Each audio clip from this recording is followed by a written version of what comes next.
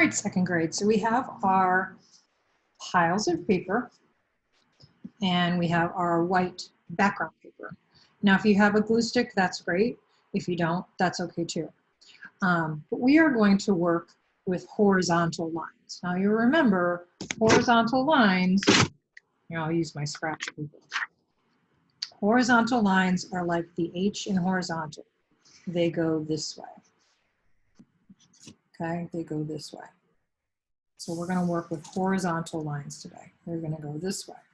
And we're going to make those horizontal lines using our colored paper, and we're going to put some marker in there too. So you can either use your paper this way or you can use your paper this way. I'm going to use my paper, I'm going to use my paper this way. I think that'll look cool.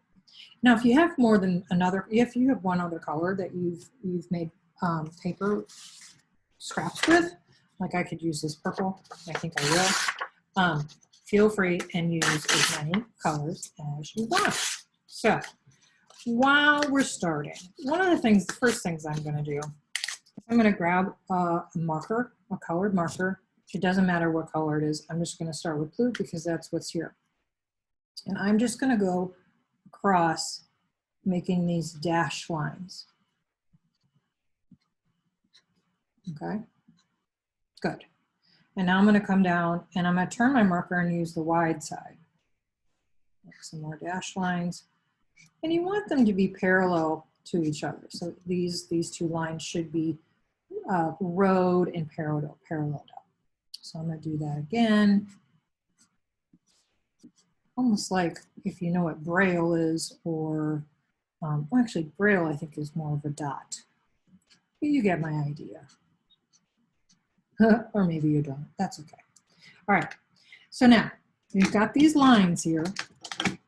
I'm going to also do another color. So do a lighter color, maybe orange, yellow. You could do a light pink is cool. And then I'm going to do near there. Actually, I'll just do, now these lines can be a little longer. Let's do them a little longer. Let's do that. And then I'll do some that are thin. Thin. But they're all parallel. They're all lining up nicely. And you'll see why I'm making these, because it's going to be easier to put the paper on when we're ready. Okay, so I'm going to start with this brown, and we're going to need little smaller paper, or smaller pieces. And we're just going to start creating a line of this paper. You should follow along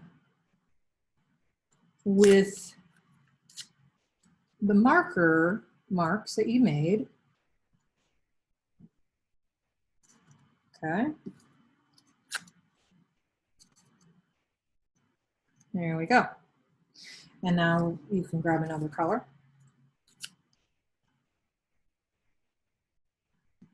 Now, if you want to, you can make these much smaller. These paper tearing. You can make it smaller if you want to. All right. That piece right there. And then one more piece will be great.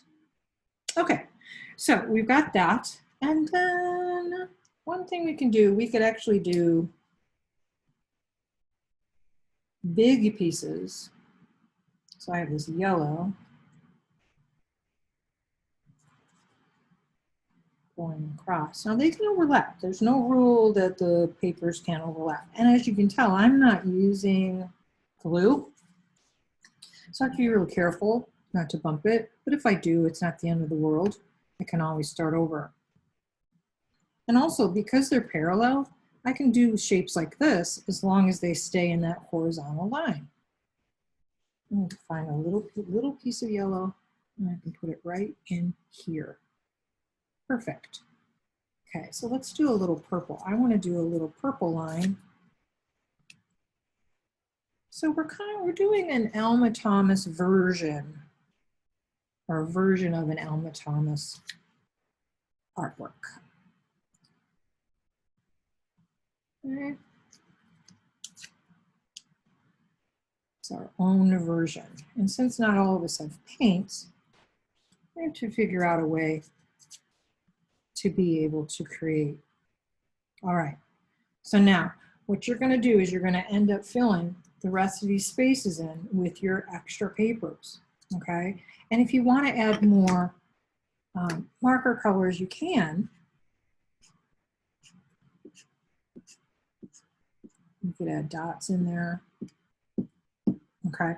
So there's lots of other things that you can do to add to this so that they all kind of come together as one piece. All right, I look forward to seeing your artwork. Make sure you take a picture